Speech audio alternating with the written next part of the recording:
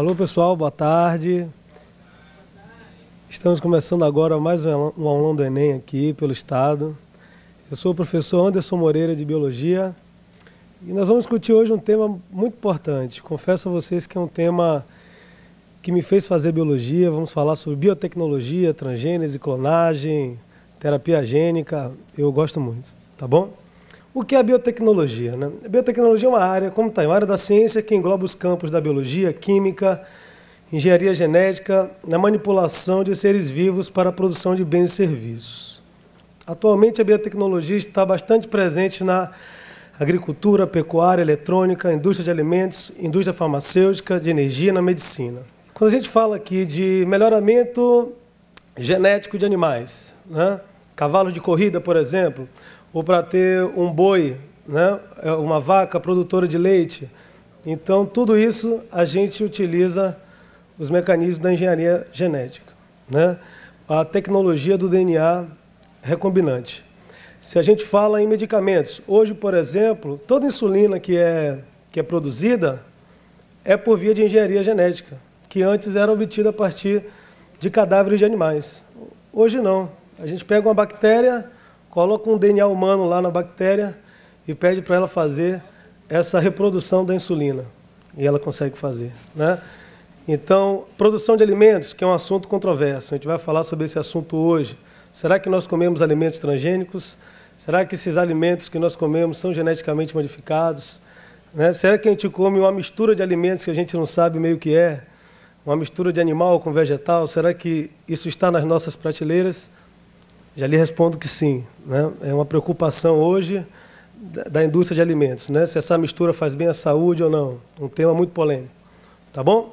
Quando falamos aí na parte de eletrônica, também é importante, porque algumas bactérias produzem alguns metais que são utilizados na eletrônica. A gente fala de nanotecnologia.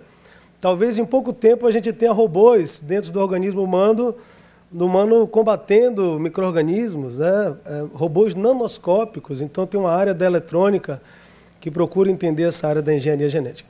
Então esse é um tema muito interessante, né? Quando eu falo de mistura de seres vivos, esse conceito de barreira de espécie é rompido. A gente não tem mais um animal restrito àquela única espécie. A gente pode misturar as coisas, fazer coisas mutantes. Isso dá margem a reflexões bem interessantes, né? Quais aplicações práticas? Atualmente existe uma infinidade de produtos elaborados através de técnicas biotecnológicas, como adubos, pesticidas, muda de plantas, né? Vegetais transgênicos, já falei, pães, queijos, proteína, biosensores, etanol, biogás, os biocombustíveis que estão aí crescendo muito aqui no Brasil, embriões para pecuária, antibióticos, hormônios, vacinas e tantos outros já incorporados ao nosso dia a dia. Qual o futuro, né? Espera-se que os produtos da biotecnologia eles cuidem de alguns males que ainda a gente não sabe a cura. Por exemplo, quando a gente fala em célula-tronco, uma das perspectivas é o tratamento de doenças como o mal de Parkinson, a doença de Alzheimer. Então, todas essas são propostas, né?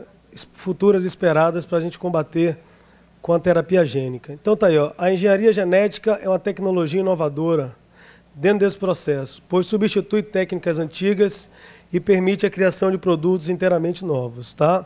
A eletrônica e a robótica, como eu já falei, da nanotecnologia, são áreas que se desenvolverão juntamente à biotecnologia. Também terão grande importância dentro do segmento, tá bom? O Brasil tem se mostrado como um grande expoente no setor de energia, na produção de biocombustível. O etanol brasileiro é o biocombustível mais desenvolvido do mercado, possui maior produção e consumo. O etanol, a combustão acontece, né? O que é a combustão? A queima do carboidrato, por exemplo, do composto orgânico produzindo água e gás carbônico. O etanol também produz, né, esses poluentes, também contribui para o aquecimento.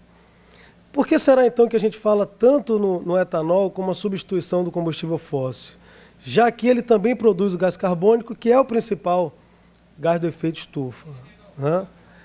Isso. Um ponto aqui, um colega aqui de Salvador falou, que ele é renovável, é um ponto, né? A gente pode plantar, né, e manter isso durante muito tempo. Mas por que a gente não fala nele assim da poluição? Vou dar um exemplo. A água. A água é um gás de estufa, né? Um vapor d'água é um grande gás de estufa. Ninguém está preocupado em segurar a evaporação da água. Por quê? Não é porque a água está aqui na superfície. A água evapora, chega lá em cima, fica frio, condensa, chove. Ela está aqui na superfície. Quando a gente usa um combustível fóssil, como o petróleo, por exemplo, além de ele ter mais poluentes, o petróleo ele é originado de organismos que viveram aqui há 400 milhões de anos atrás. Então, o que a gente faz? A gente tira esse petróleo que está lá nas camadas subterrâneas, sob alta pressão, alta temperatura, e restitui a atmosfera. A gente está colocando um gás carbônico que não está aqui. Tem uma pesquisa que mostra que só da década de 60 para cá, nós aumentamos de 0,03 para quase 0,04% de gás carbônico, de CO2. Você pensar, professor, foi só 0,01. Quase mas 0,01 em escala global é muita coisa, não é verdade? Se eu falo assim, me dê R$1 aí, é pouco. Mas se eu falo para todo mundo, do mundo, me dê R$1 aí, não vai ser pouca coisa, né? Em torno de 7 bilhões de reais dá para fazer muitas coisas interessantes, inclusive comprar um Camaro amarelo, não é verdade? São na prática combustível de origem vegetal. Em razão disso, podem ser considerados fontes renováveis de energia. Esse é um ponto positivo, tá? E aí, características de alguns biocombustíveis. Já comecei falando do etanol, vamos continuar um pouco. É obtido principalmente da cana-de-açúcar e sua utilização tem o intuito de substituir a gasolina. A queima do etanol, vou falar do milho daqui a pouco, a queima do etanol causa menos danos ao ambiente, como já falei, o que torna esse biocombustível uma boa alternativa em comparação aos combustíveis fósseis. O biodiesel foi desenvolvido com o intuito de substituir o diesel do petróleo. Pode ser misturado a este normalmente, funciona como lubrificante e não possui enxofre em sua composição. Vale ressaltar que os gases feitos à base de enxofre são gases bastante tóxicos, muitos deles originam, né, o ácido sulfídrico, por exemplo, né, até o ácido sulfúrico, um fenômeno chamado de chuva ácida, o que é bastante prejudicial não só a monumentos públicos, prejudicial à saúde humana, ao pH, por exemplo, das florestas, do solo, né, das florestas, dos rios, e isso traz um grande prejuízo à biodiversidade. Então, o simples fato de não ter o enxofre é uma boa notícia dos biocombustíveis. Além disso, é menos poluente, mais econômico e estimula a geração de emprego, já que pequenas agriculturas, por exemplo, da mamona, até do dendê, é possível se extrair e fazer o biocombustível. Então, isso movimentaria a economia e evitaria, de certa forma, a migração dessas pessoas das zonas rurais para a zona urbana, que a gente sabe que é um grande problema, o inchaço nas grandes cidades, tá bom? Biogás. O biogás consiste numa mistura de gases, sobretudo o metano. Cabe ressaltar que o metano é um gás produzido, né, pela fermentação de algumas bactérias, umas bactérias chamadas de metanogênicas. Então, no processo de decomposição, elas produzem esse gás aí, que é o CH4, o metano, gerado pela ação de bactérias na decomposição da matéria orgânica, como está escrito aí. A utilização desta energia limpa e barata abrange diversas áreas, podendo atuar em geradores, em aquecedores de água, geladeiras, fogões, na substituição do gás liquefeito do petróleo, dentre outros.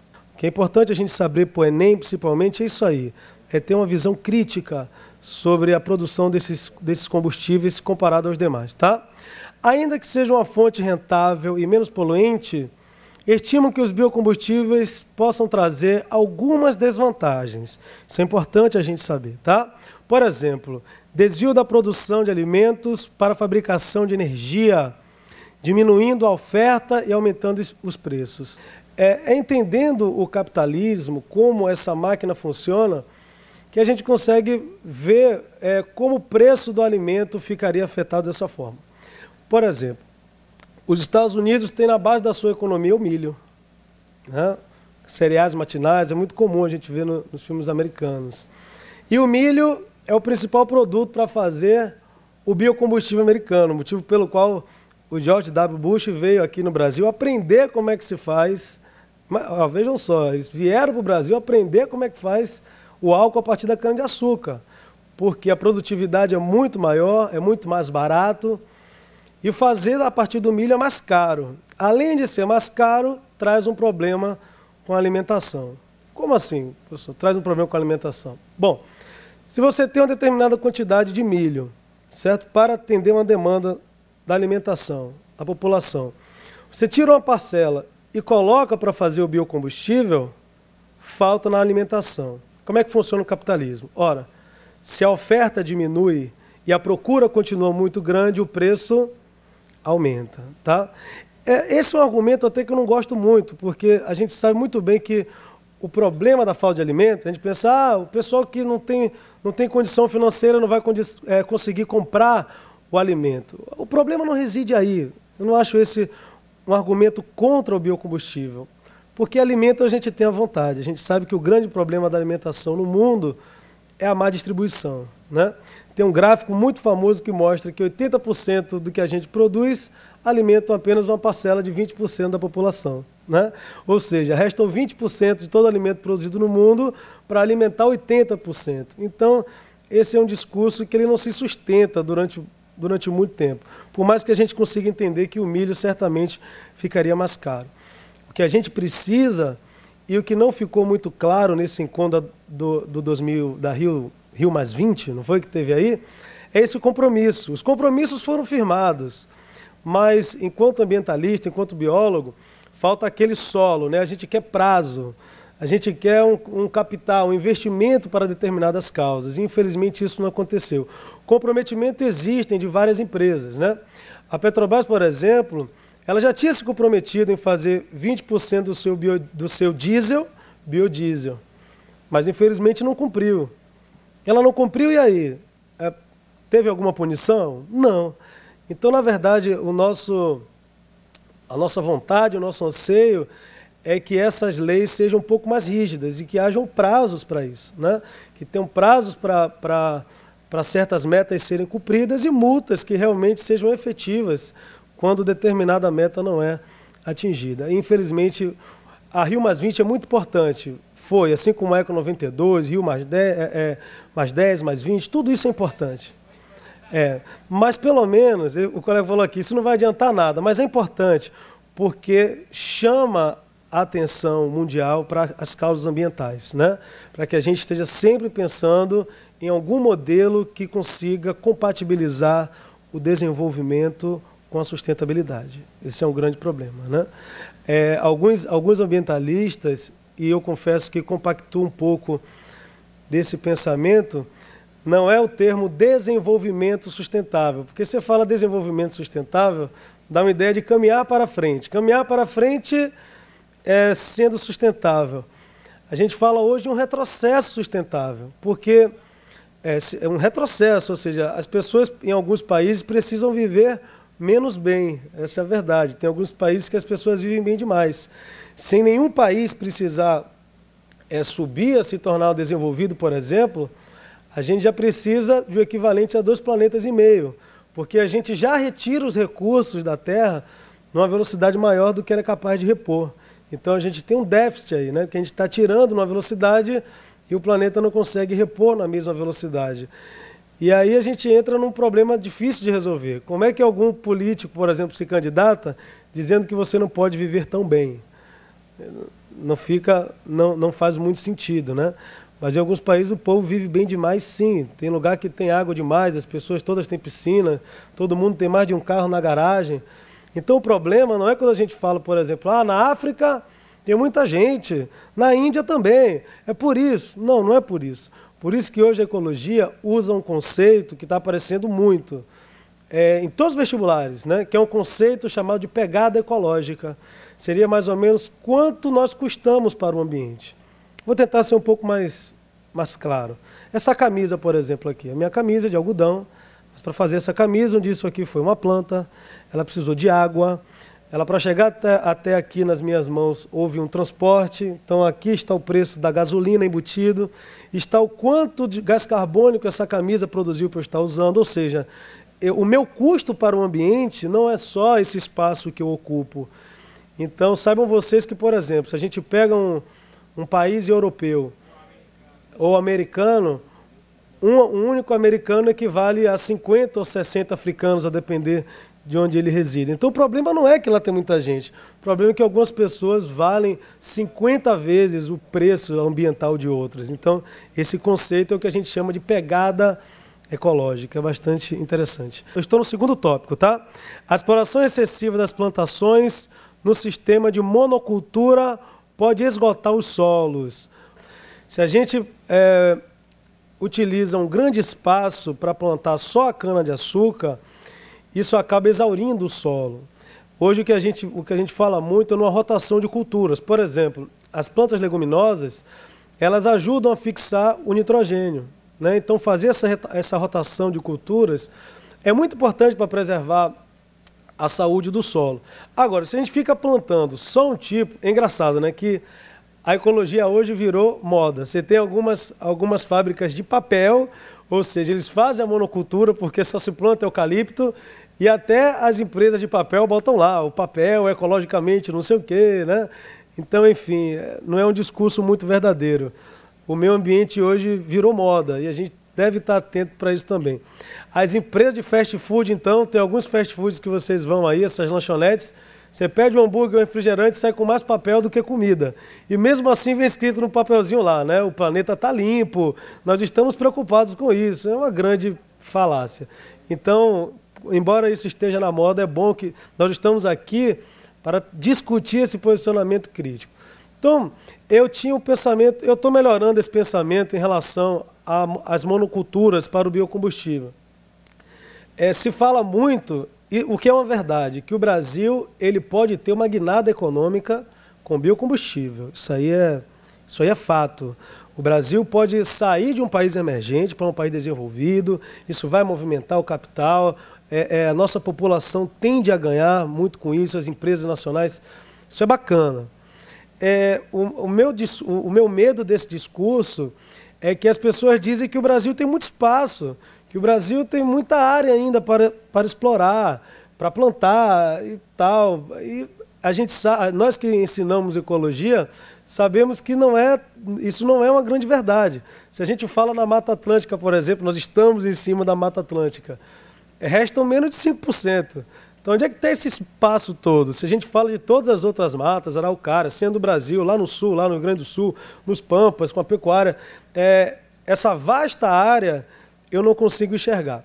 Venho mudando um pouco esse meu posicionamento, porque já li algumas coisas que dizem que esse plantio para monocultura seria em regiões em que a agricultura, o solo não é bom para a agricultura, mas seria bom para a produção de biocombustível. E aí seria esses espaços ou outros que seriam recuperados. Então, esse discurso já está mudando um pouco, aí já dá para aceitar mais um pouco, já que não vão desmatar novas áreas para o plantio de biocombustíveis, né? O desmatamento. Então, o que eu falei está dentro desse tópico do desmatamento. A palavra desmatamento, uma coisa que eu vou tentar fazer hoje é passar algumas ideias de algumas palavras que eu acho que elas não passam o verdadeiro sentimento. Uma das palavras que não passam o verdadeiro sentimento é desmatamento. Quando a gente fala em desmatamento, a gente só pensa na retirada da mata e a gente não pensa nas outras coisas. Então, eu acho que a palavra desmatamento deveria ser sempre associada a um desfaunamento, porque aí talvez sensibilize mais um pouco, porque quando você tira uma mata, tudo que está ali vai embora junto, né? Você tirou uma mata, e ali foram micos, ali foram tigres, ali foram todos os animais que ali residiam, e eles morrem queimados, morrem de fome. Então essa ideia do desfaunamento me agrada mais do que falar simplesmente desmatamento. Dá uma ideia só de que a árvore foi ali. Não, foi a árvore, foram diversos pássaros, diversos animais, primatas, felinos, todo aquele insetos e tudo mais, anfíbios, tudo que ali residia acabou morrendo. Então é importante quando a gente fala de desmatamento, para que esse sentimento do que é verdadeiramente o desmatamento chegue até a gente, tá bom?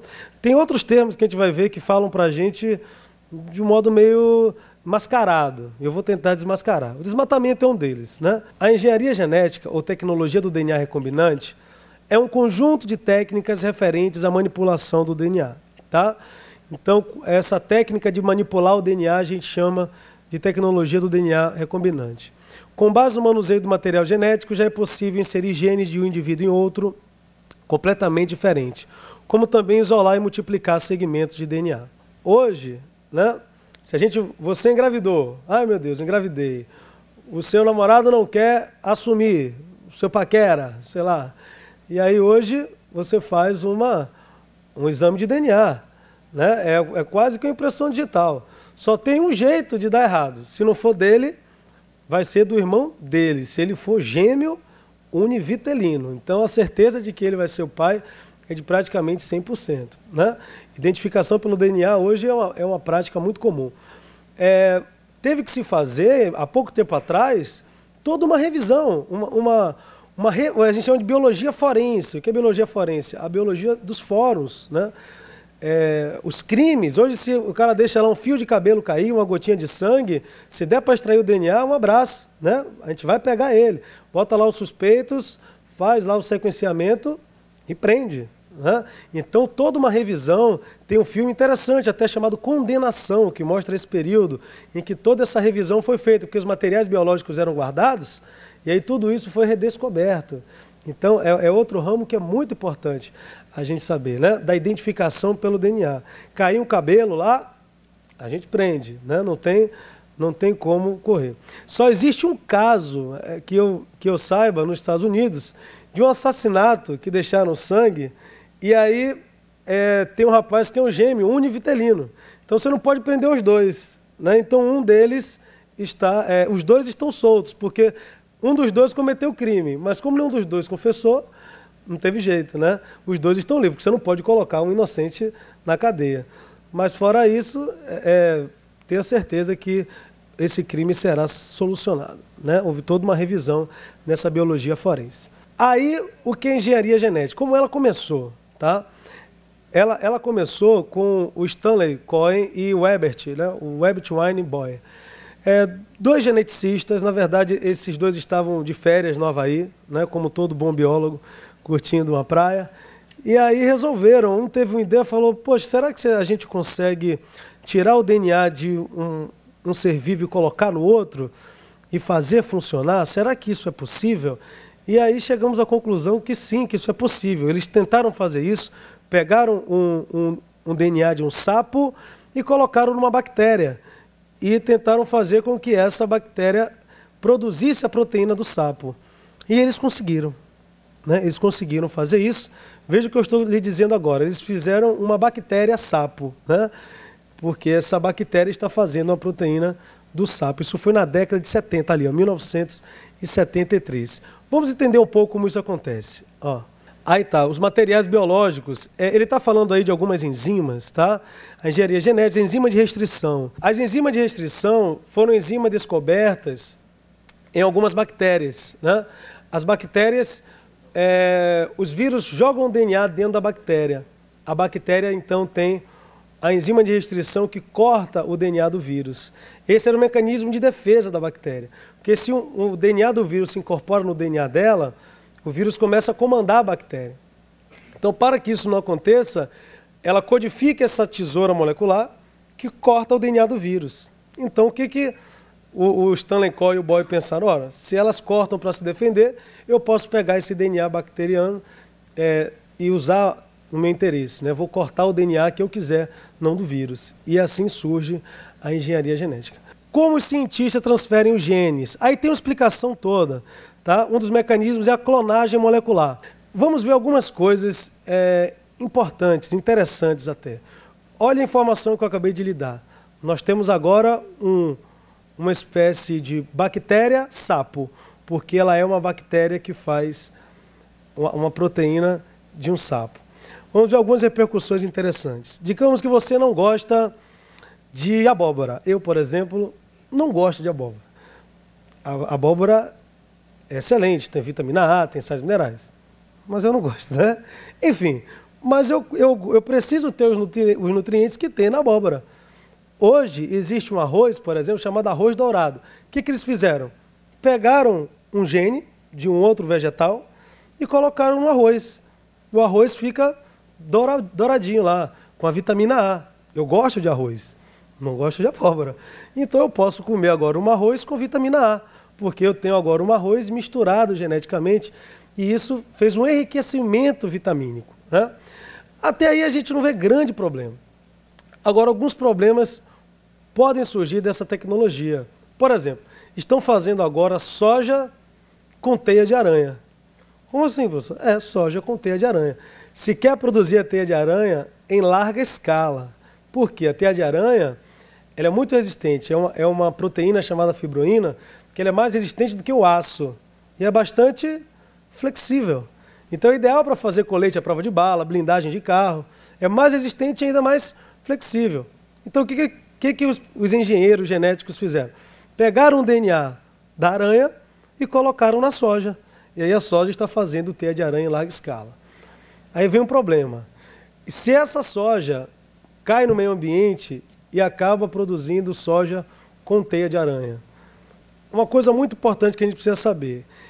A gente está falando de um alimento transgênico. Os nossos milhos, quando a gente não tem um controle, alguns alimentos ainda controlam a produção de transgênicos. A gente consegue saber onde são geneticamente modificados ou não.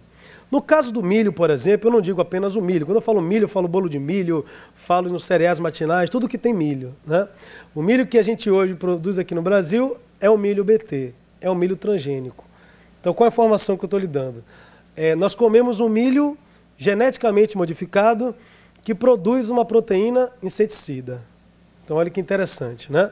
Precisam contar isso para a gente. Por que precisam contar? Porque a gente precisa saber se a gente quer comer um milho que tem inseticida ou não. Veja, eu não tenho grandes restrições para a produção do milho, ou para a produção de medicamentos, por exemplo, através da transgênese. Mas na alimentação, eu tenho o direito de escolher. Se eu pego um milho aqui, 2 milhos, e falo, olha, esse aqui tem um inseticida, e digo, esse aqui não tem, qual que você vai escolher? Você vai escolher o 100, né? Então, precisam dizer isso para a gente, que na nossa alimentação tem o milho BT, que é o milho geneticamente modificado. Aqui vem a segunda palavra, o segundo termo que eu gostaria de desmistificar, que é sobre o orgânico. Existe algum alimento que a gente tem um acesso fácil nos mercados que não tem um organismo geneticamente modificado ou que não tem um agrotóxico? Sim. Que alimentos são esses? Os alimentos orgânicos. Mas qual o problema? Eu preciso dizer a você o que é um alimento orgânico. A palavra orgânico, ela mascara, né, o que realmente quer dizer. Ele poderia colocar lá no mercado para a gente saber com agrotóxico e sem agrotóxico. Aí a gente escolheria melhor. A palavra orgânico não traduz para o consumidor o que é orgânico. Ou melhor, acharia até melhor que colocassem assim, com veneno, com inseticida e sem. Aí a gente diria, opa, esse aqui tem inseticida, esse não. Ah, professor, mas o orgânico eu já vi no mercado. E o orgânico, ele é muito caro. Eu não tenho dinheiro para comprar o orgânico. Claro que é mais caro, porque a gente não procura. Eu já falei sobre o capitalismo aqui. A partir do momento que a população procurar o orgânico, a oferta vai aumentar. Se a oferta aumenta, a procura aumenta, mas ainda o preço desce. Enquanto ninguém procura esses alimentos, eles só vão fazer aumentar mesmo, né? Porque a oferta vai ser pequena e a procura também, o preço tende a ser mais caro.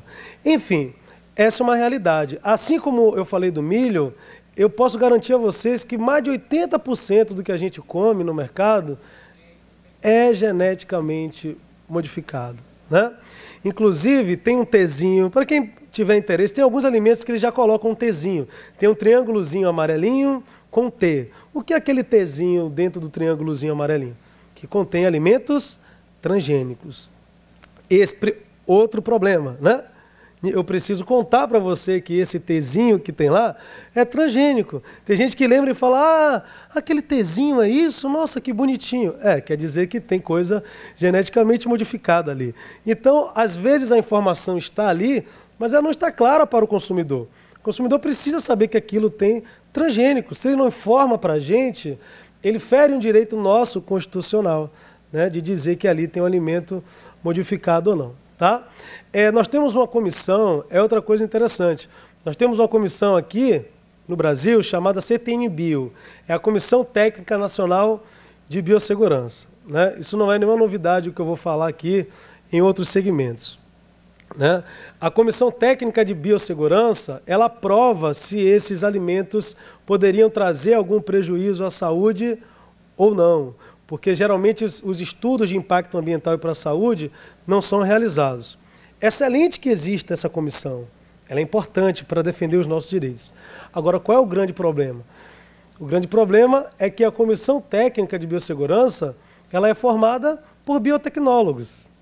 Então, o cara que faz o alimento transgênico aprova os seus próprios projetos. Esse é um grande problema. A gente teve uma ambientalista com mais de 30 anos de profissão, a Lia Giraldo, que enviou uma carta, né, ao Ministério Público e ao Ministério de Tecnologia, enviou uma carta saindo de lá e fazendo acusações gravíssimas, né, sobre experimentos que já estão nas nossas prateleiras, né, alimentos que são geneticamente modificados e não passaram por nenhum crivo ou nenhuma avaliação de especialistas. Isso é uma coisa grave. Ela é uma pessoa de mais de 30 anos e saiu fazendo várias denúncias, o que foi divulgado por algumas ONGs ambientalistas, né? Então é importante nós estarmos atentos a esse tipo de situação. Quais as aplicações da engenharia genética? Esta tecnologia é aplicada em diversos setores, como na indústria alimentícia, produção de alimentos transgênicos, já acabei de falar sobre isso, produtos farmacêuticos. Olha, só para ter uma ideia, ó, hormônio do crescimento já é produzido por essa técnica, insulina, né, fatores de coagulação. Na medicina não tem grandes restrições, porque trouxe realmente uma melhora para os doentes, tá bom? Mas na alimentação a gente teria como evitar. Bom, como a insulina, hormônio do crescimento humano, desenvolvimento de vacinas, além de terapias que envolvem o tratamento de doenças genéticas. Veja aí uma célula-tronco. O que é a medula óssea? A medula óssea é o interior do osso da gente. Ele está mostrando aí na imagem uma medula óssea. Então a célula-tronco, assim como uma avenida, sei lá, uma rua, ela pode ter várias bifurcações. A célula-tronco faz isso. Uma célula-tronco embrionária pode originar mais de 216 tecidos. Essa célula ela pode sofrer vários entroncamentos, originando outras. Por isso que nós a chamamos de células-tronco. Em que locais elas se encontram? Aí está aí, ó.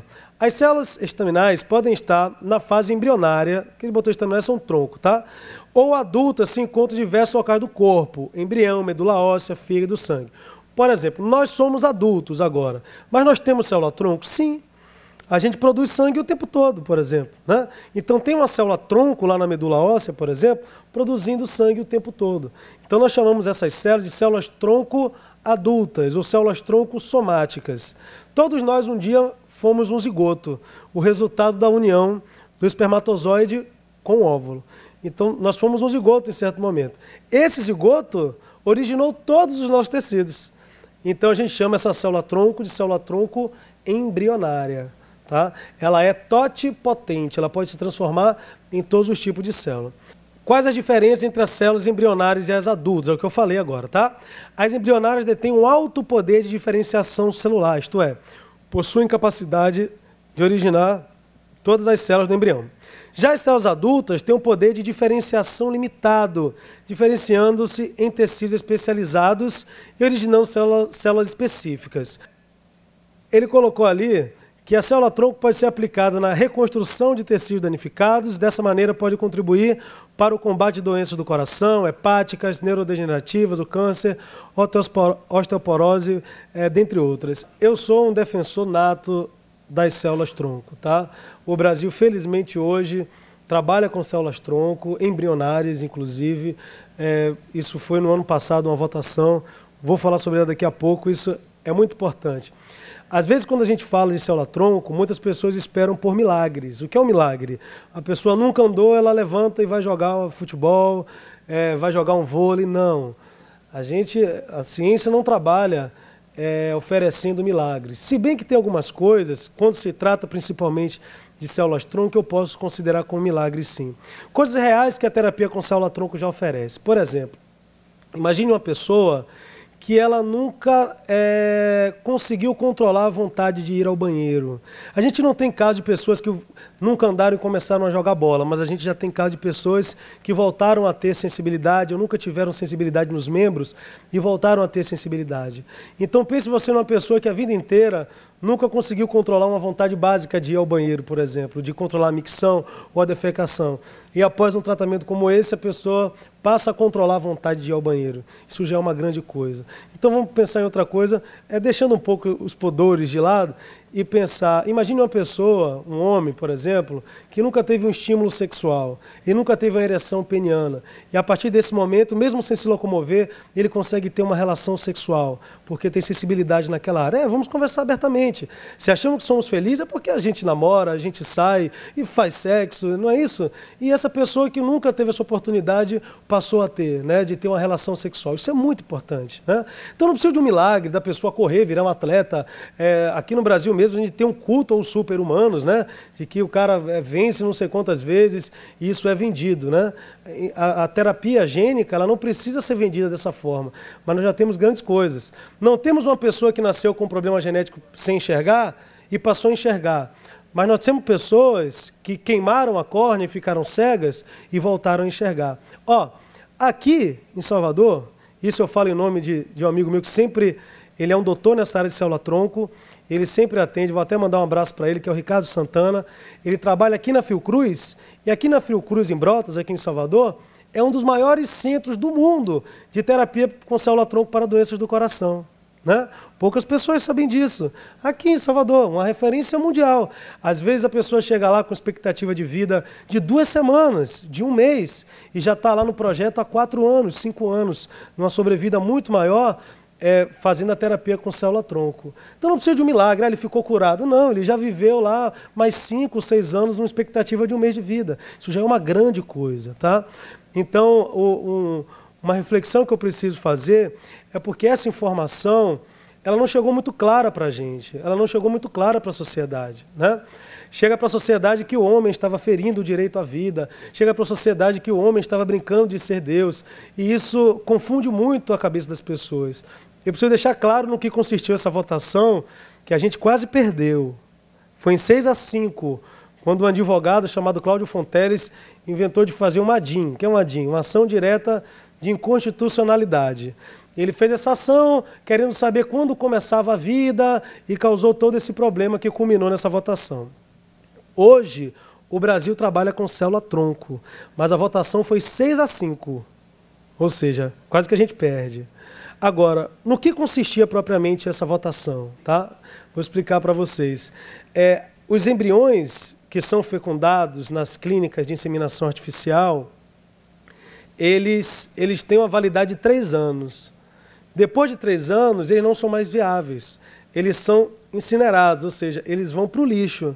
Então, os embriões que vão para a pesquisa com célula-tronco são esses embriões que não são mais viáveis, né? Então, a grande votação, que não chegou assim para a gente, foi a seguinte: se esses embriões seriam doados para pesquisadores para tentar buscar a cura de doenças até então incuráveis, ou se eles seriam jogados no lixo. E pasmem vocês que quase que jogar no lixo ganha, tá? Tem uma coisa que eu não posso me furtar de falar, da grande influência das bancadas religiosas hoje no governo, né?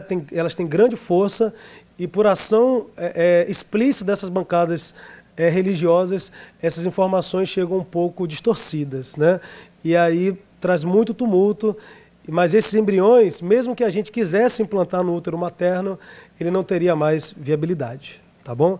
É bom que isso fique claro na cabeça da gente, tá bom? Vamos para uma questãozinha? Um novo método, nem 2009, tá, gente? Um novo método para produzir insulina artificial que utiliza a tecnologia de DNA recombinante foi desenvolvido por pesquisadores do Departamento de Biologia Celular da Universidade de Brasília, UNB. Vale falar que é uma das melhores faculdades do Brasil, tá? Inclusive de medicina, em parceria com a iniciativa privada.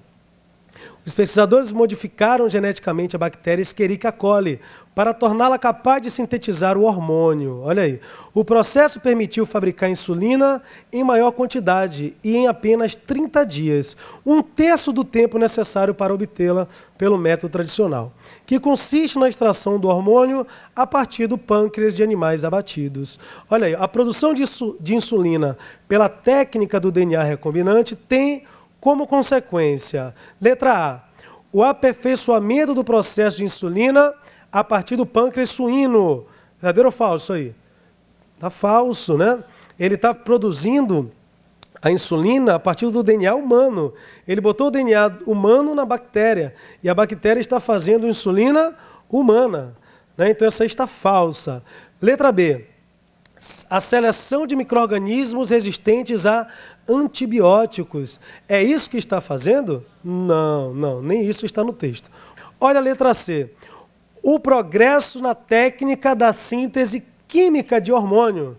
Doutor Mar, ele está falando da síntese química ou bioquímica, ou biológica? Biológica. É a bactéria que está fazendo, e não quimicamente, não é isso? Então isso também está falso. Vamos ver a letra D. Ó.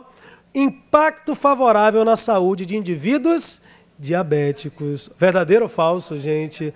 Essa aí está o quê? Verdadeira. Sabe por quê?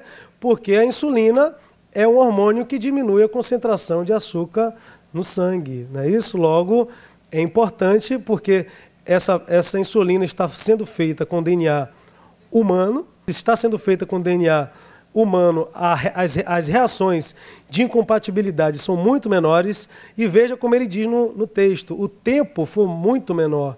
É isso? Vamos ver só a letra E, para dar uma olhadinha. E a criação de animais transgênicos. Ele está falando de uma bactéria modificada. A bactéria não é animal, ela está em outro reino, que é o reino Monera, e os animais estão no reino Animalia. Então, pessoal, olha, a minha aula fica por aqui. Foi uma satisfação muito grande, tá bom? Sou o professor Anderson Moreira, de Biologia, e estou aí à disposição para tirar qualquer dúvida. Valeu, gente, obrigado. Olha, meu Facebook é Anderson Moreira. Quem quiser procurar lá, ver os vídeos, músicas, pode adicionar, que eu ficarei muito satisfeito em compartilhar meus trabalhos com vocês, tá bom? Obrigado e até mais.